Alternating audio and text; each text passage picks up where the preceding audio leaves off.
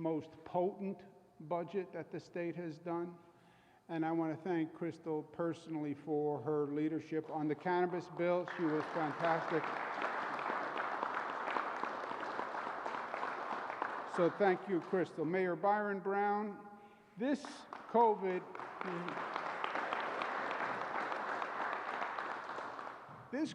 crisis was a test of people in general, and it was a test of leadership. No elected official had gone through this before. And you really get to see what a person is made of, frankly, when the pressure is on. And I can tell you a better partner I did not have across the state than Mayor Byron Brown. He really stepped up when things were at their worst. So let's give him another round of applause.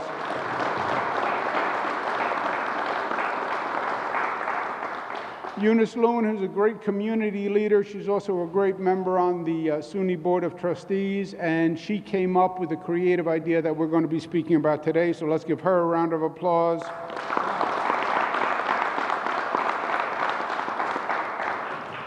Lucy Candelario, who's our host today, thank you for opening up the Bell Center. Thank you for all your good work.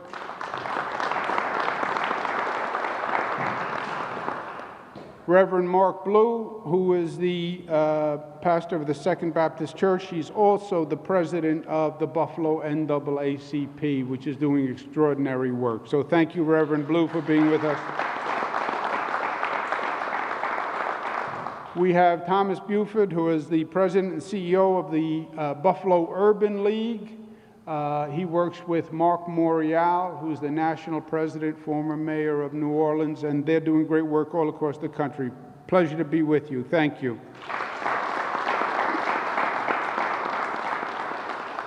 Thomas Quattrochi, who has been leading the Erie Medical Center through this, and talk about challenging times and great work. Thomas, thank you very much, and thank the entire medical center. And Dr. Raul Vasquez, who is the president and CEO of G Health Enterprises. He's going to be participating in the initiative we announced today. Dr. Vasquez, thank you very, very much. Thank you. Let me give you an update on where we are on COVID, because this COVID situation changes almost day to day. It certainly changes week to week.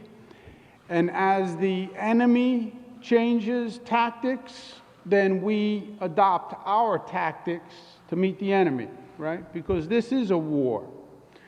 And you read about the great wars. You watch the enemy moves, and then you move in response. So we track COVID on a daily basis to see what it's up to. And it has tricks for us, and it has changed tactics. Don't dismiss these variants of interest, they call them. The COVID virus changes all the time. It mutates all the time.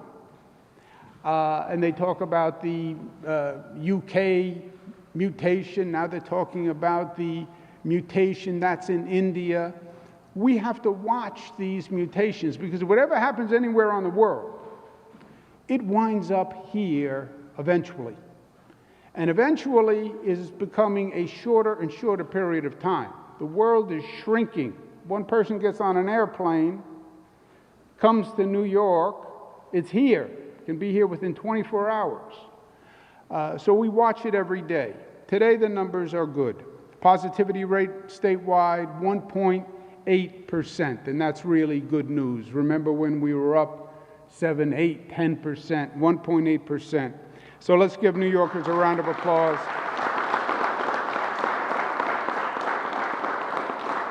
$2,900 people hospitalized. That's down 183. That's the first day under 3,000 since November 24th. So that's really good news also. 691 in ICU. That's down. 425 New Yorkers intubated. That's down. Lowest since December 3rd. Positivity by region. And this is fascinating because it's one state, We all get the same message. We all have the same access, but yet you see variations in the positivity across the state. Western New York, unfortunately, highest positivity in the state today, 3.5%. Finger Lakes, 2.8%. Mid-Hudson, 2.1%. Long Island, 2%. New York City, 1.9%. North Country, 1.8%. Capital Region, 1.5%. Mohawk Valley, 1.5%. Central New York, 1.4%. Southern Tier, 0.7%. Okay? Statewide, that's 1.98% for the 7-day average. That 7-day average is the first day under 2% since November 7th, which takes us all the way back to pre-Thanksgiving, pre-holiday surge. So the numbers are going very well. As the numbers move, we move. As the enemy moves, we move. So this is all very good news. Well, good, then let's throw off the masks and let's all go celebrate. We're not done with COVID yet. All those good numbers, 38 people died yesterday. 38 people died yesterday from COVID. So yes, we're making great progress, but people are still dying every day from COVID. So we have to weigh those two facts, right? Well, Governor, you said we're doing great and we're making progress. I did. Well, then why can't we get back to normal? Because 38 people died yesterday and people will die today. So we're not through the woods yet. 3.56 in Western New York is the highest percentage in any region. We are working doubly hard in Western New York to get that number down. How do you get the number down? Two ways: precautions and vaccinations. What are precautions? Precautions are precautions. Precautions are common sense. Wear the mask, socially distance, be careful. Well, I'm tired of all of this. And we're making progress, I know, but we're not home yet. And we have to keep up with the precautions. We're relaxing the precautions as the numbers are getting better, but we're not home yet. Precautions. And the ultimate weapon to win the war, the vaccinations. Get the vaccination. We vaccinated 15 million New Yorkers so far. 45% of New Yorkers have gotten at least one shot. 45%. We have a massive distribution network. Pop-up centers, we're going into public housing, we're going into hard-hit communities, mass vaccination sites. We have an elaborate distribution center. So people who want the vaccine can get the vaccine. Unfortunately, the rate of people getting vaccines is slowing. Partially, that's understandable. You're up to 45% of the population. Those who were most eager to get the vaccine came in first. You get to 45%, now you're starting to see a slowing in the number of people coming in for the vaccine. We were doing 175,000 vaccines every 24 hours, statewide. We're now doing about 115,000 shots every 24 hours. Did you reduce the distribution? No. We just have fewer people coming in. So we have to work harder to get people to come in for the vaccinations. We're focused on two groups: the doubtful and the youthful. Who are the doubtful?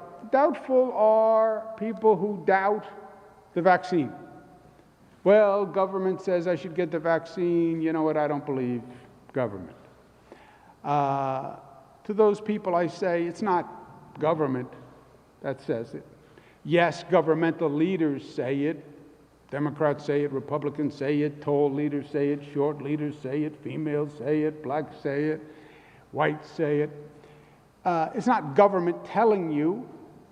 And it's every major medical source in the nation says, get the vaccine. Well, I'm worried I don't want to go first. 15 million New Yorkers went first. People all over the globe went first. Well, I'm afraid of it. You have a greater risk to yourself not getting the vaccine than you have getting the vaccine. It is safer to get the vaccine. Well, I don't like needles. Nobody likes needles. Nobody. Take it from me. I get needled every day on various levels, sometimes with a needle, sometimes other types of needles. Nobody likes a needle, but it will keep you safe. That's the doubtful group. And then we have the youthful group, 16 to 25. The 16 to 25 is the lowest percent vaccinated, okay? Listen to these numbers, because the mayor, when I was here last time, raised this point, and I went back and I looked at the numbers and he was right. Statewide, 75 plus in age, 72% vaccinated. 65 to 74, 80% vaccinated. 65 to 74. 16 to 25-year-olds, only 34% vaccinated. In Western New York, your vaccination rate is higher than the state rate in 75 plus and 65 to 74 plus. It's a little lower on 16 to 25. 16 to 25 is our target audience.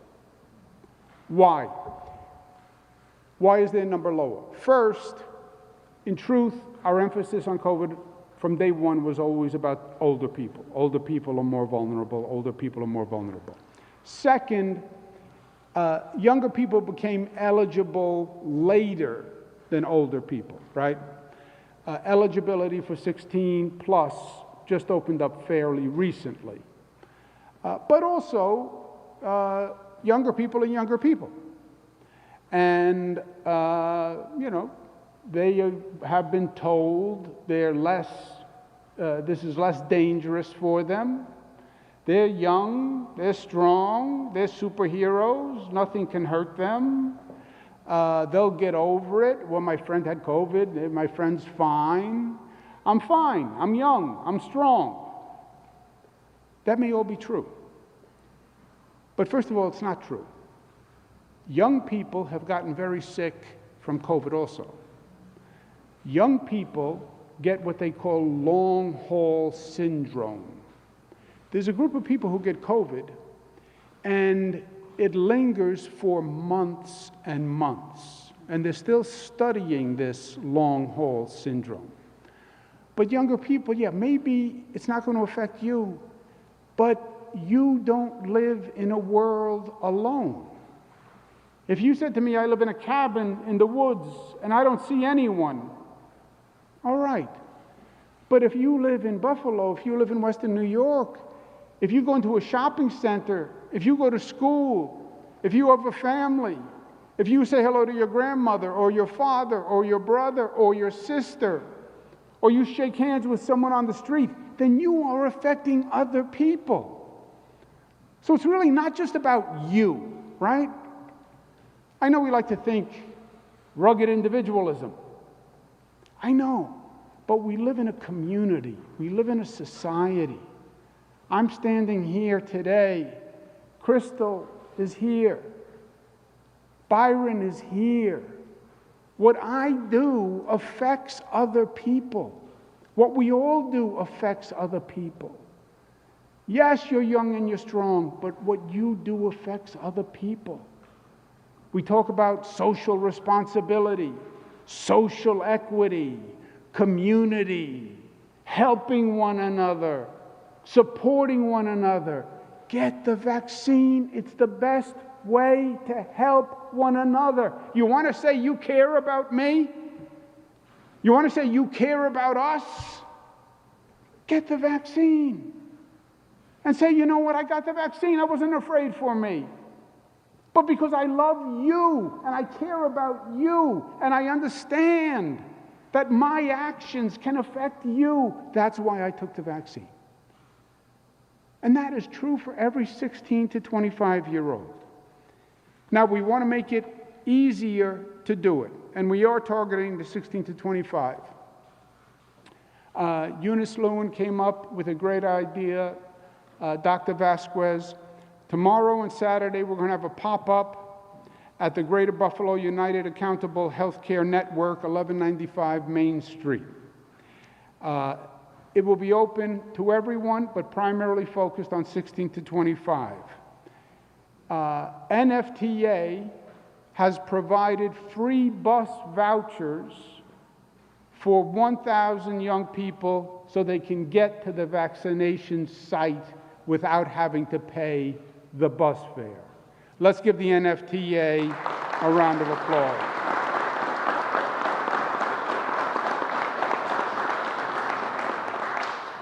Why? We want to get to a point where there are no excuses. There are no excuses. The vaccine site is available, it's been tested, it's safe, and it won't even cost you anything to go and get it. To high schools, I recommend high schools do this as an organized effort. School is still in session. A high school should organize where they will take their students, 16 plus, to a vaccination site, put them on a bus, bring them to a vaccination site, and get them vaccinated. That's the population that we have to get up. Why? Because we want to get back to life as usual. We want to get the economy fully open. We want to get back to social life. We want to start to see people. We want to get back to the old days, right? Everybody talks about the future, and I want change, I want change. Yeah, I want to get back to the old days. I want to be able to go to a restaurant with my friends. I want to be able to go to a bar. I want to be able to go to a ball game. I want to get back to the old days where life was normal. I want people working again and society thriving again. And the vaccine is the best way to do that. We're taking another step forward since the COVID numbers are going to come down. And we're going to announce that the Buffalo Marathon is going to return this year, June 26th and 27th. And we want to thank Greg Weber very much for organizing that. But the marathon will go on. So congratulations to Greg Weber, and let's move forward with that. So we are reopening. We're calibrating to COVID, but all the numbers in the right direction. We're opening more and more. The Buffalo Marathon is another example of that. We are in the home stretch. We'll use the marathon. We're coming around the last corner. The tape and the end of the race is ahead of us. Now is no time to slow down. Run through the tape. Let's bring it home. Get those vaccinations done. Let's get Western New York reopened. Let's get back to life as normal. Thank you for having me here today. Let me now turn it over to Crystal Peoples-Stokes, Majority Leader. You'll then hear from Mayor Byron Brown, and then you'll hear from Ms. Lewin from the SUNY Board of Trustees, who helped organize today. Thank you very much, Crystal Peoples-Stokes.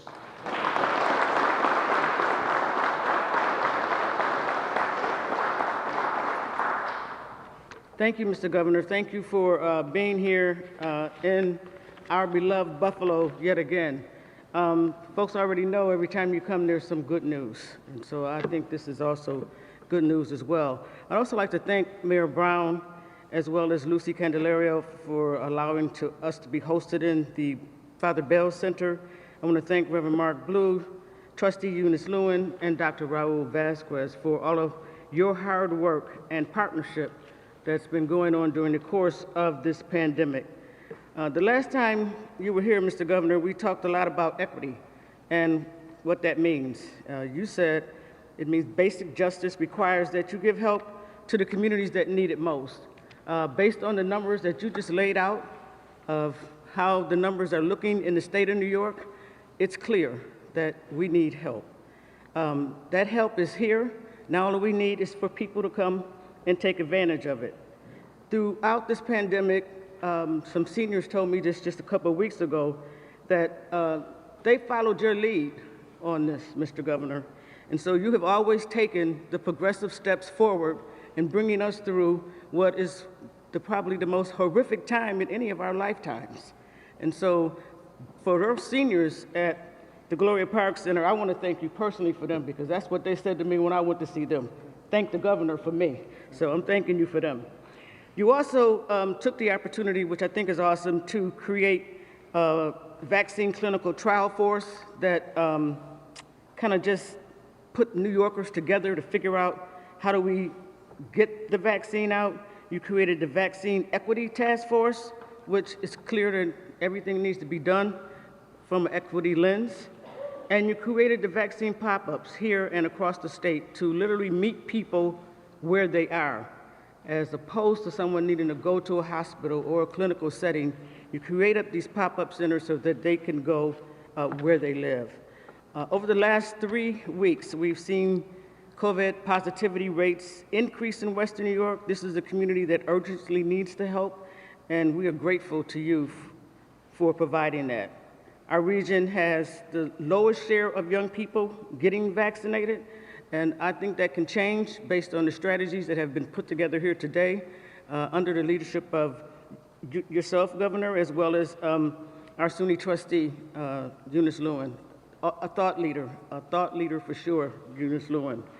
Everyone 16 years and older is now eligible to get vaccinated. Everyone 16 years and older is now eligible to get vaccinated. So I really like the way you presented. If you really care about the people who are around you and who live with you in your community, that should be one of the major reasons that you would get vaccinated. Not that you're concerned that you're going to get sick or it's not going to be good for you, or in the long haul it's not good for people of color. All of these great myths folks have talked about. But it's because you're concerned about the people who you live in and around. I've been vaccinated. I was vaccinated at the same time my mother was, who was 95 years old.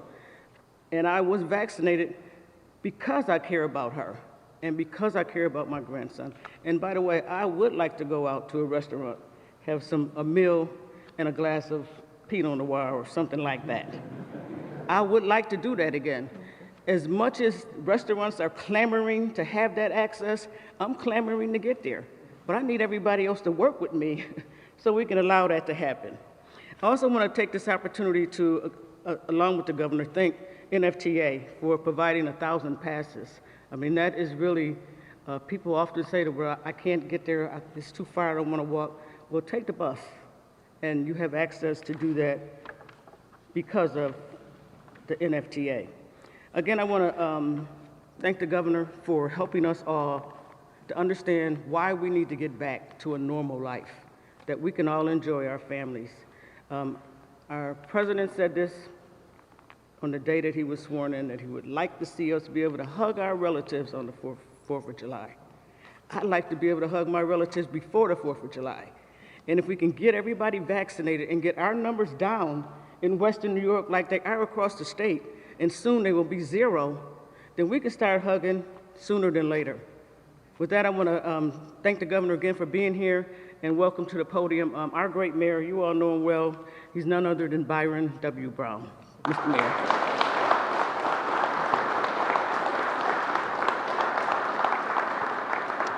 Thank you very much, Majority Leader Peoples-Stokes, and thank you, Governor Cuomo, for being here today and coming back to Buffalo so soon. It's great to have you back in our city. I also, again, want to thank Lucy Candelario for hosting us here at the Bell Center.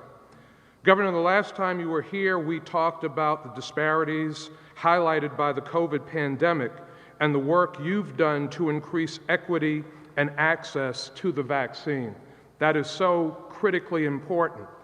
I can share with all of you that last week I attended a funeral of a young man, more than 20 years younger than me, that passed away from COVID.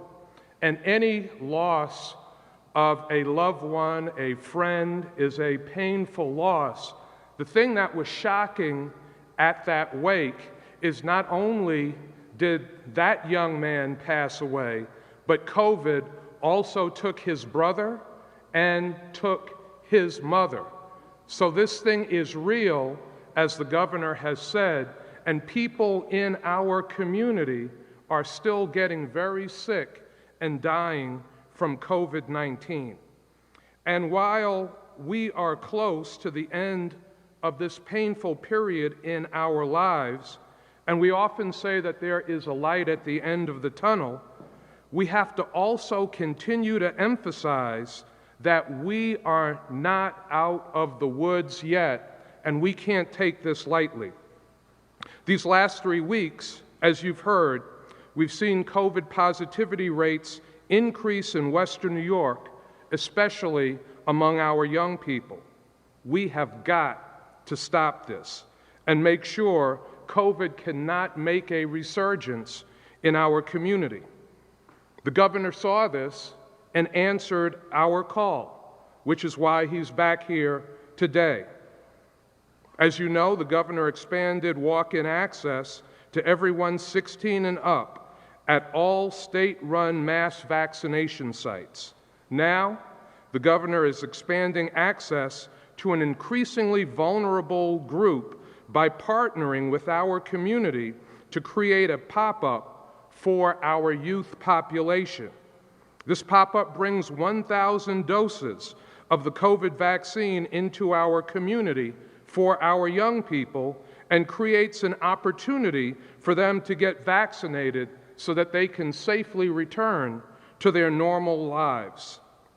I want to just again recognize the partners in this: Assembly Majority Leader Crystal Peoples-Stokes, Reverend Mark Blue, the president of the NAACP, Thomas Buford, the president of the Buffalo Urban League, SUNY trustee Eunice Lewin, Kim Minkle, the executive director of the NFTA, Dr. Raul Vasquez, the president of GBON, and his wife, Tony Vasquez, Tom Catroci of ECMC, and many others that have all come together around this idea of a youth vaccination pop-up in this community to make sure that one of our most precious resources, our youth, are getting vaccinated.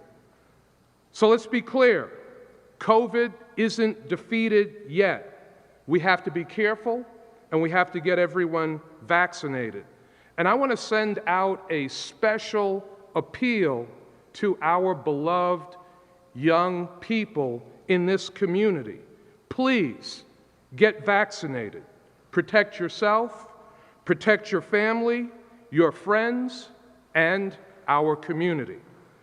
Again, I want to thank the governor for his great leadership and partnership throughout the pandemic, and Governor, for your continued commitment to Buffalo and Western New York.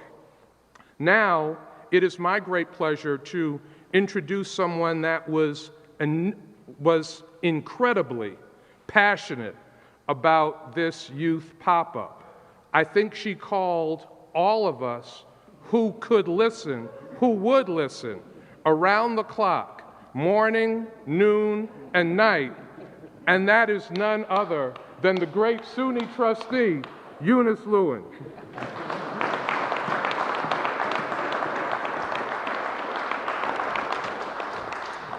Thank you, Mayor Brown. Good morning. Good morning. Buenos dias. Buenos dias. I like it. Governor Cuomo, Majority Leader Crystal Peoples-Stokes, Mayor Brown, Reverend Blue. It is an honor to be here with you on this very special day.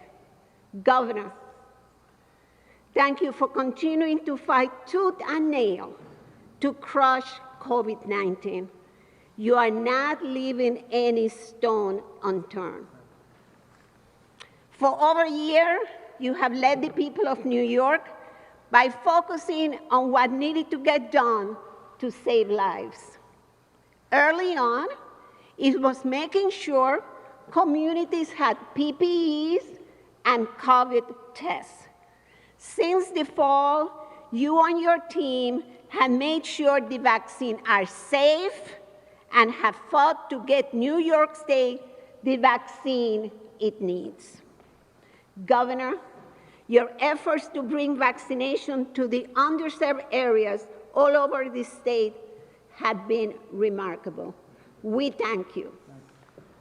Standing up mass vaccination sites like the Delavan Grida Community Center here in Buffalo and pop-up vaccine sites at churches and community centers all over the states had made it possible for New Yorkers, including our heroic essential workers, to get the vaccine more conveniently. I'm grateful to the governor and his team for making a special effort to encourage young people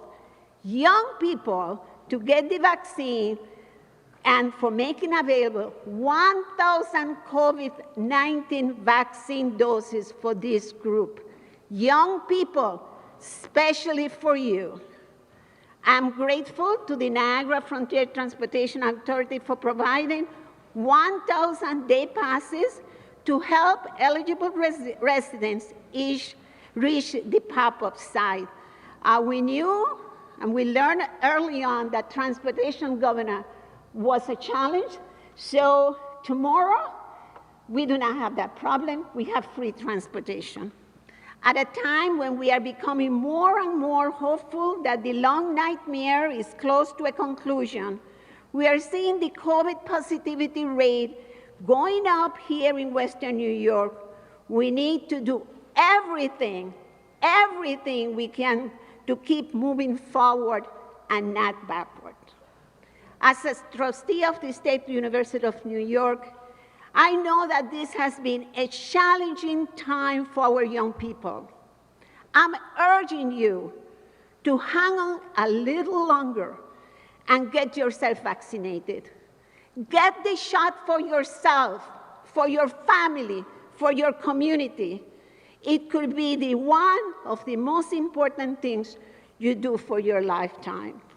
Thank you once again, Governor, our elected and community leaders, for demonstrating that leadership, teamwork, and partnership can save lives. Young people, I am a cancer survivor. I got this shot. Thank you.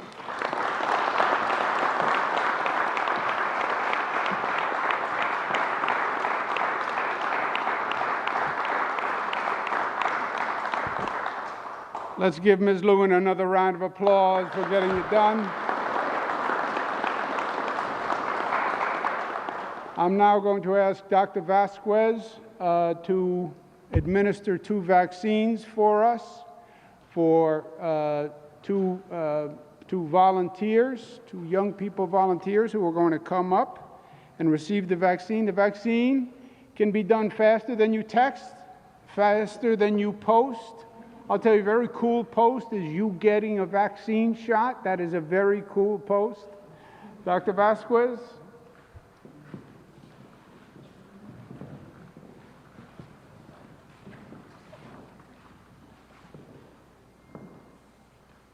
We have Sayer Moore from the Kenmore West High School and Gavin Adams from Williamsville East High School.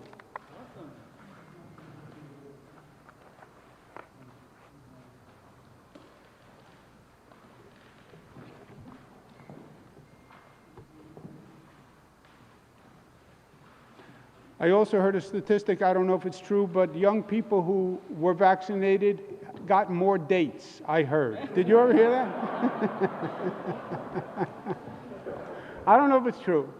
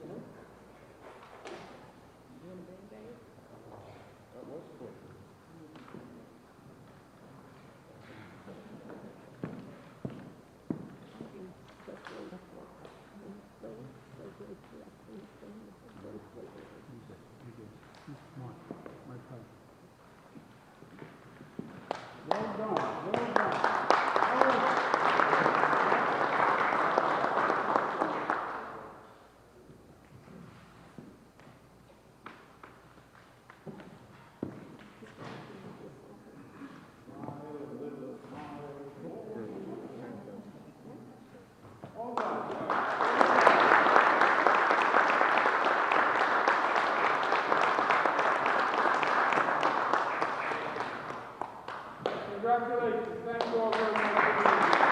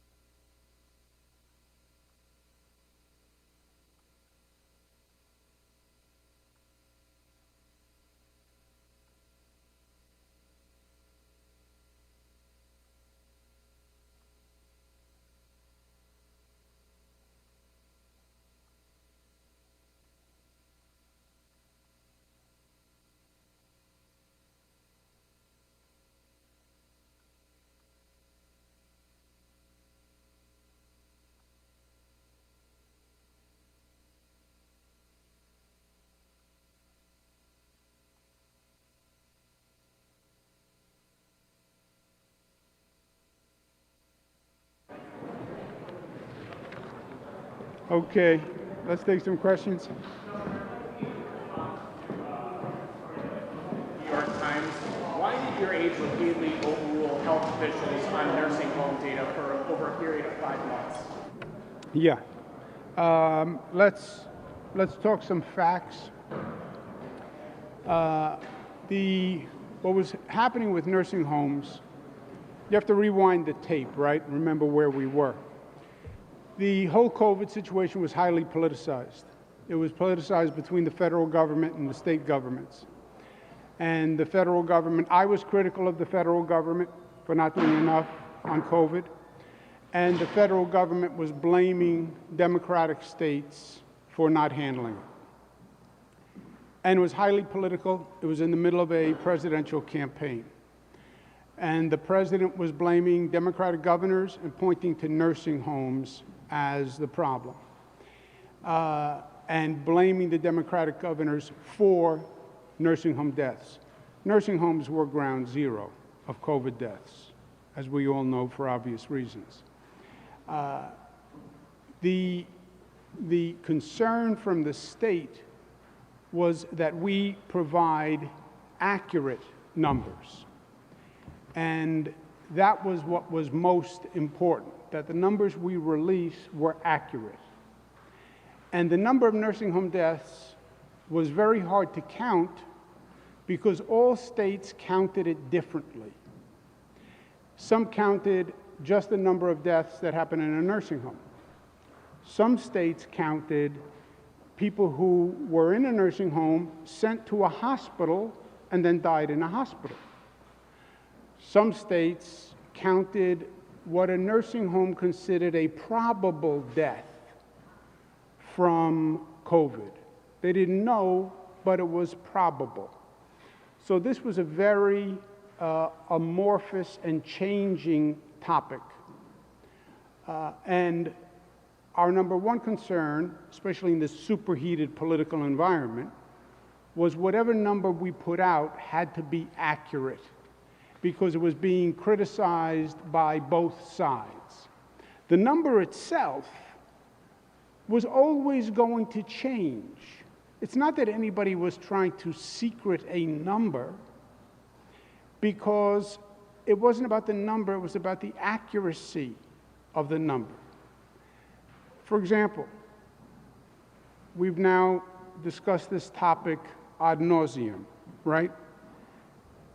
How many people died in nursing homes in New York State? I'm asking you.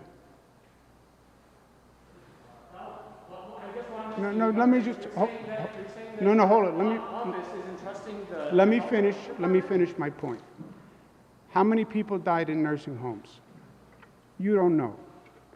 Does anyone, you're in the 99th percentile bracket of informed people. How many people died in nursing homes? None of you know. It wasn't the number, it was the accuracy of the number. And we did not want to release a number that was inaccurate because that would fuel the politics. Oh, the state said it was 900, it turned out to be 2,000, it turned out to be 800. It had to be accurate. So we said to the Department of Health, make sure the number is accurate, audit the number.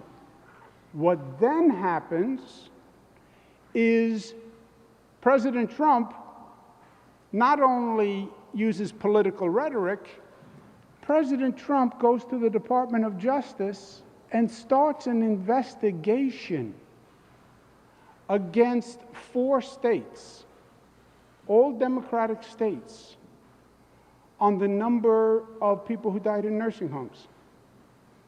Once you bring in the Department of Justice, now it's no longer just a political fight. Now it's the Department of Justice that can indict someone.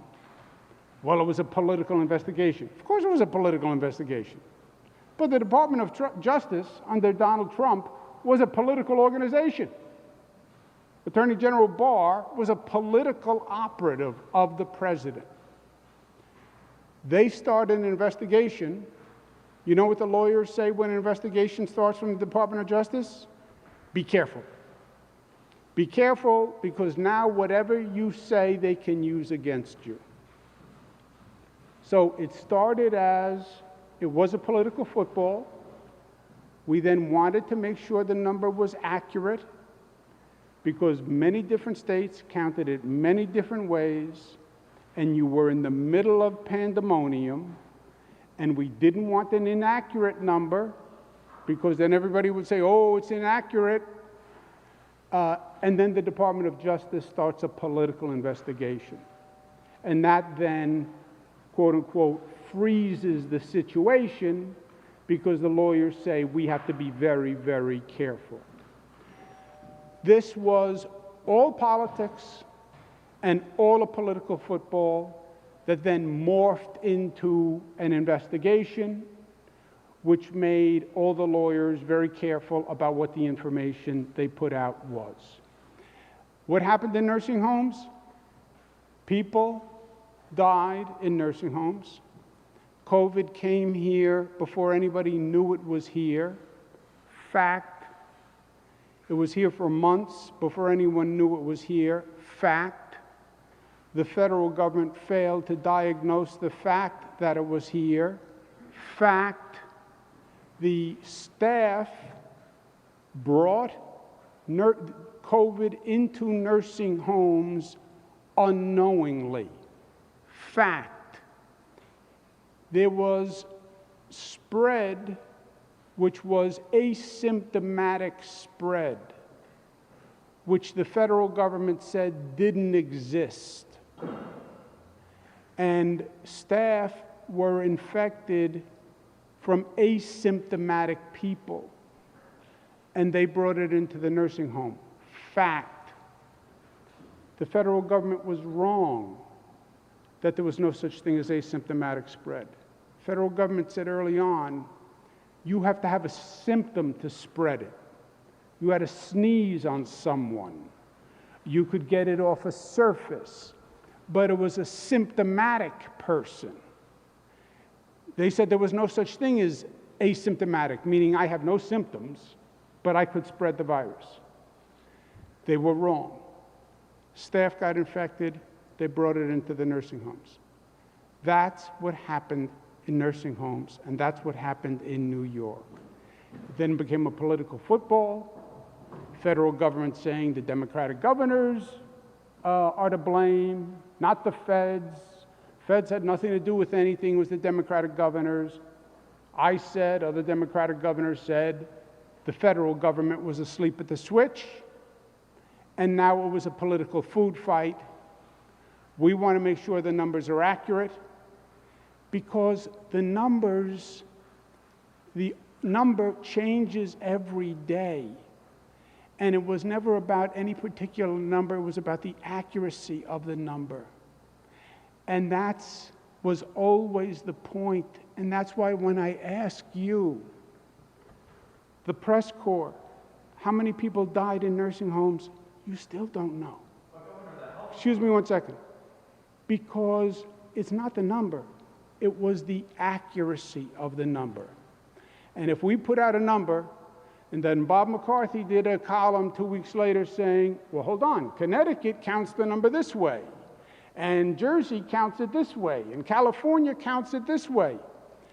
Now, there's mayhem and there's confusion. Connecticut just did a report a couple of weeks ago. You should pick it up. It's by an organization called Mathematica, I think, where Connecticut did an independent review on nursing home deaths. The report came back and said, you can't compare because every state counted it differently. So it was always about the accuracy, and all we wanted from the Department of Health was accurate, and the numbers were changing, and then the Department of Justice started a political investigation. And I'm a former AG, I'm a former assistant district attorney. When you are under investigation by the Department of Justice, every piece of paper you submit, you better be 100% right that is accurate. And yes, it was political, and yes, I think it was despicable and unethical that you used the Department of Justice to make a political investigation right after the Republican convention. But even a political investigation can generate liability. The health department was confident enough in the number to put it in a letter reportedly to the legislature that was never sent. How come? The Department of Health was asked, can you verify the number? Their answer was unsatisfactory. Plus or minus. Accuracy was everything. We then had an audit done of the number. The number showed 600 variants post-audit. Now you could say, well, so what, 600? Yeah, 600 lives is a big deal. And accuracy is a big deal, especially at that time when people were nervous. When the audit was finished, basically the DOJ investigation started. And look, all this retrospective, well, you didn't want to release the number because the number was high. The number was high compared to what? Compared to what? Publicly published on the Department of Health website. Well, we always published the total number of deaths, which was accurate, which, by the way, is still the only number that means anything. Because whether you died in a nursing home or you died in a hospital, that is who do you attribute that death to? Do you attribute it to a nursing home or do you attribute it to a hospital? How about if you were in a nursing home and got sick and then were sent to a hospital and you died in the hospital? Who do you attribute that death to? Well, I think that should be a nursing home death. Okay, how about if you were in a hospital and sent to a nursing home and you died in the nursing home? Who do you attribute that death to?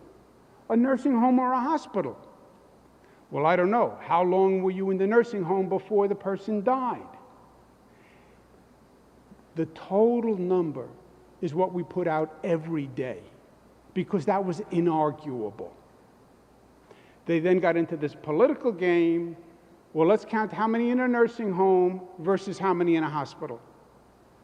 And now you have all sorts of questions and variables. I was in a nursing home for 1 week. Then the person was sent to a hospital, died in a hospital. But they died within 1 day of getting to the hospital. Well, we'll count that as a nursing home death. You go to a hospital, but you die 7 days later. Is that a hospital death or a nursing home death? You're dancing on the head of a pin. We always put out the total number of deaths.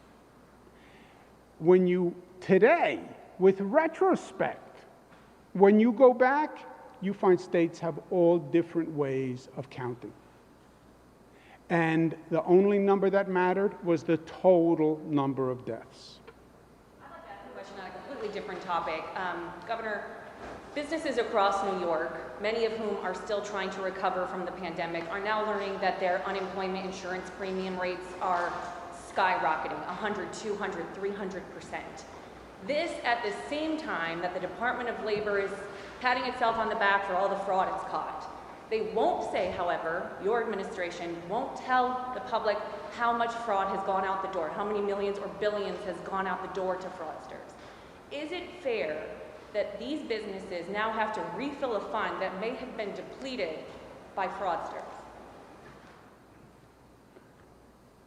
2 points. One, a little bit, I told you so. Second point, I don't know. I have to check about the increase in the unemployment insurance.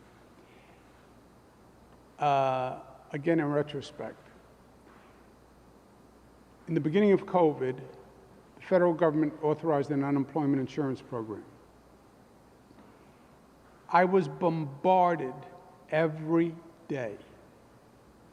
There are 4,000 people who are waiting for unemployment insurance checks and they can't get them. One person said they called, they were online for 3 hours. One person said they went and they've been waiting for 2 weeks. One person was waiting for 3 weeks. What did I say to you, not you personally? You said it to me personally. Did I say it to you personally? Back in a year, and you'll tell me why is there all this fraud. But you use that then to explain the delay. So if there was that delay for those folks, the proper checks and balances we assumed were being made. No, you can't have it both ways. I said to you last year, what you're going to turn to me next year and say is, there was fraud in the program. I said, you're going to say that. Now you're saying, get the check out the door, get the check out the door, get the check out the door. I'm saying, we have to do checks. We have to do verification. Just because you call up and you say, I'm unemployed, how do I know if you're unemployed? You may just be sitting at home and going to work and just want to claim a second check. I have to verify that, and verification takes time. And the populace, represented by the Able Press Corps, said, get the check out the door, get the check out the door, get that check. I said, we're going to move as fast as we can, and then you're going to come back to me and you're going to say, some people got checks who shouldn't have gotten checks. That is the price of expediting the process. And look, the fraudsters wind up hurting the good people, because you did have good people who just needed the check to pay the rent and weren't conning anyone. And then you had some people who were committing fraud.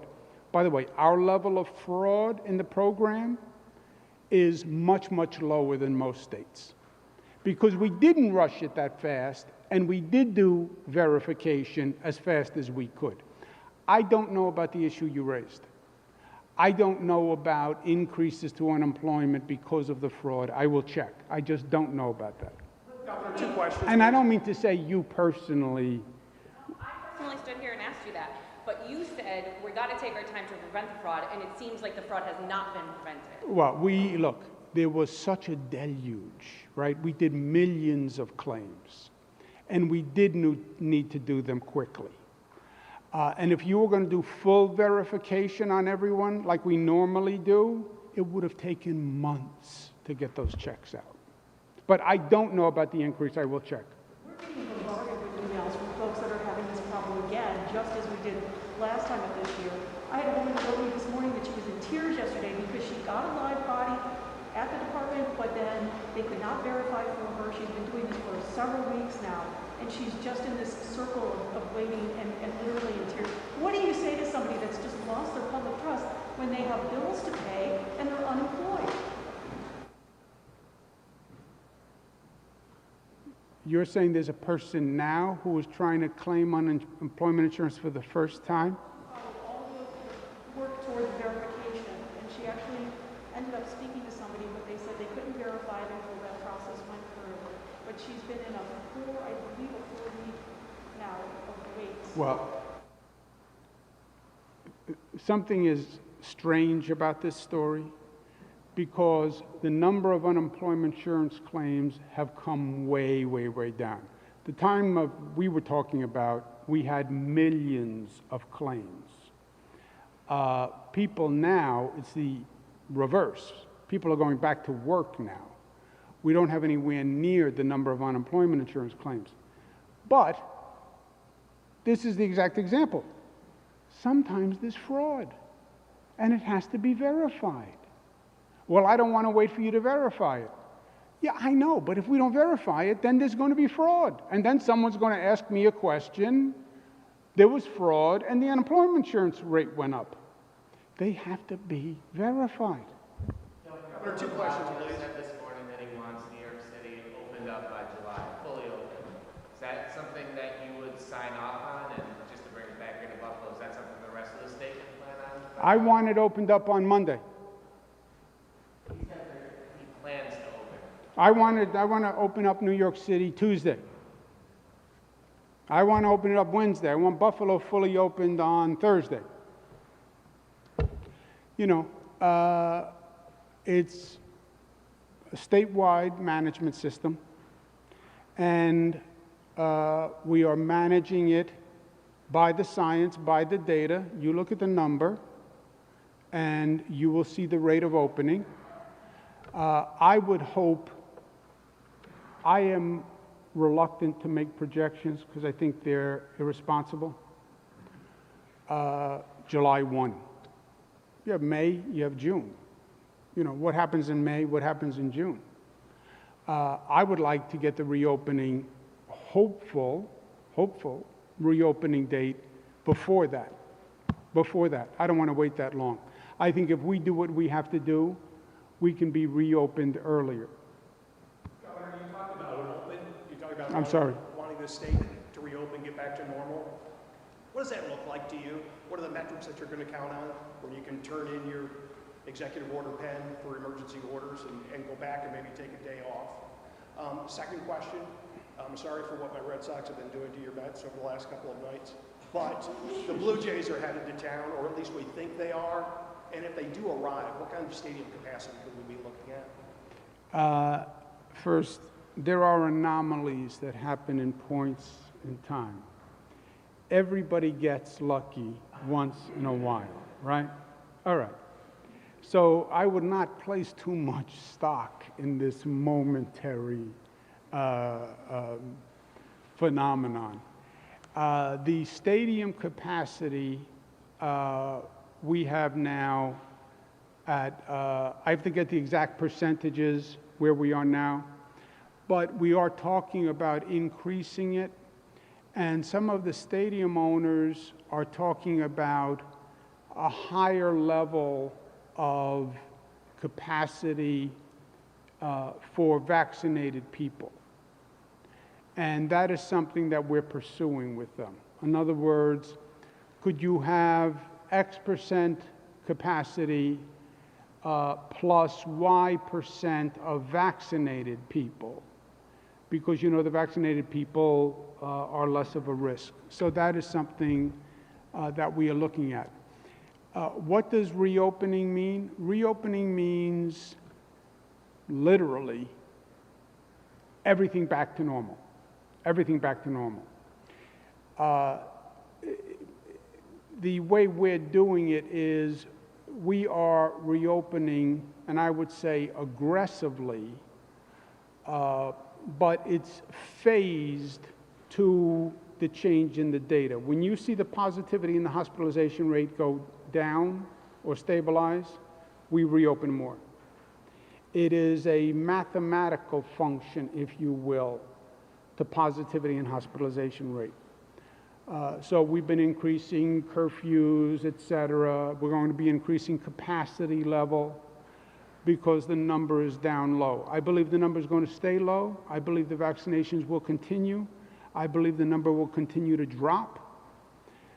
So I believe we'll have a continued reopening. I would like to get to functional reopening earlier than a July 1. There'll always be some safety precautions in the near term. 6 feet. Even if you said, this is less about government regulations, because people are smart. Even if I said today, you don't have to wear this, and forget the 6-foot rule, I think people would still be careful. It's now culturalized to people. Some people don't believe it. And by the way, the people who don't believe it don't wear the mask anyway, right? Some people don't believe the 6-foot guideline, and they don't follow it anyway. But some people, I think, are always going to be more careful. But functional reopening is getting to 100% capacity near term with certain safety precautions, 6 feet, like that, mask wearing. We look to the CDC and the NIH for the main guidance. We've adopted everything basically that they have said. We're actually a little more aggressive than the federal CDC and NIH because I think the cost of not being open is much greater than people think. And people talk about it in economic terms. I think it's the social cost has been phenomenal. Divorces are up something like 300% worldwide. Children missing a year of socialization. I mean, what does that do to someone? Careers on hold, no celebrations, no mourning of deaths, no life experiences. A fear of proximity to people. There's been all sorts of mental health issues that have been generated from this. So I think the cost of closure is much, much higher than people think because it goes beyond the dollars and cents. So we are more aggressive than the CDC and NIH. I don't think recklessly so. But there is no person who will safely reopen faster than myself. I'm not going to predict the future, but if you said to me, July 1, I hope to get there before July 1. What I'm hearing is if the CDC says the pandemic's over, then we fold up this tent and go back to life. Certainly if the CDC says the pandemic's over. They're not going to say the pandemic is over, because they're going to be watching it worldwide. There's a major problem in India now. There's a new variant in India. They're afraid that variant is going to come to the United States. So before the CDC says it's over, because I don't believe they're going to say it's over, we have to get back to reopened status. New normal, some safety precautions, yes, but we have to get open.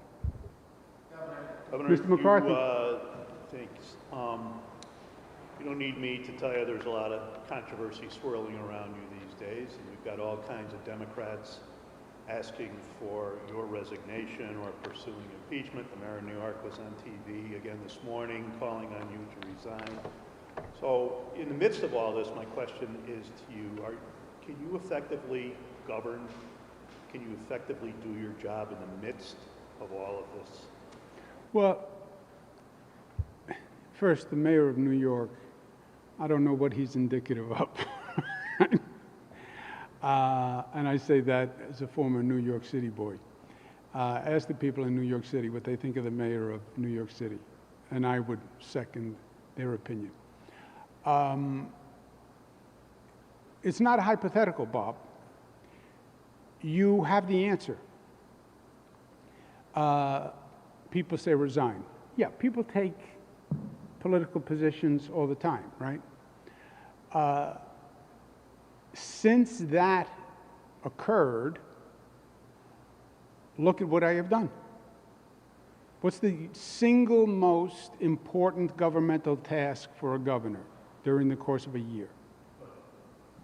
Getting the budget. I did the budget. There is no greater test of the premise, right? If you're going to have a trouble governing, you know where you're going to have trouble governing? In the budget. That's where you would have had trouble. And we had a timely budget. And by the way, Bob, you've covered this for many more years than I've been in service. This was the most complicated budget in modern history. You had the greatest state need ever, tenant need, small business need. You had a federal infusion of funds, which was not what we had asked for, right? I had asked for $15 billion. They gave us $12.6. We had to make up for that shortfall.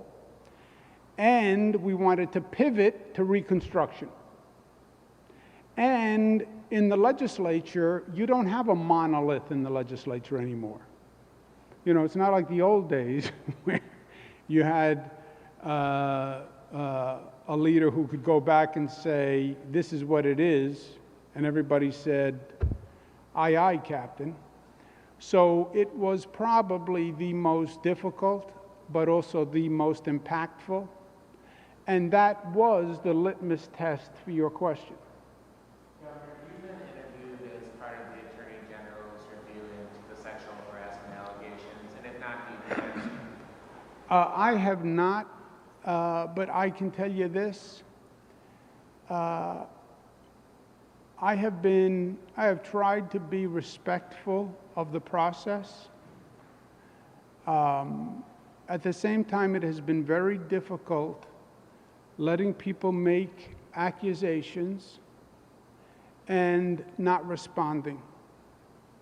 And people have only heard one side of the story. I used to tell people when I was Attorney General, I learned when I was an Assistant District Attorney, they would always say, and I said as Attorney General when someone came in and said, well, I heard this. I said, until you hear both sides of the story, you haven't heard anything. People have heard one side of the story. I can't tell you how eager I am to tell my side of the story, and the time will come. Thank you, guys. I'm going to go back to work. You wanted people to hear from you. On March 3rd, you said in the Red Room that you wanted New Yorkers to hear directly from you, and now the answer is you look forward to when you can share your side of the story. I'm trying to be respectful to the assembly process and the AG process. You know, theoretically, the way it's supposed to work is the AG, the assembly say we're doing a review. They then do the review, and the review is done privately. Here what has happened is the complainants have continued to go to the press and make their complaint in the press. And I have not been able to respond. That's not fair, and it's not right. So I'm trying to be respectful, but I'm very eager to tell my side of the story. And any good reporter, any good lawyer, any savvy New Yorker knows there's always two sides to the story. Thank you, guys.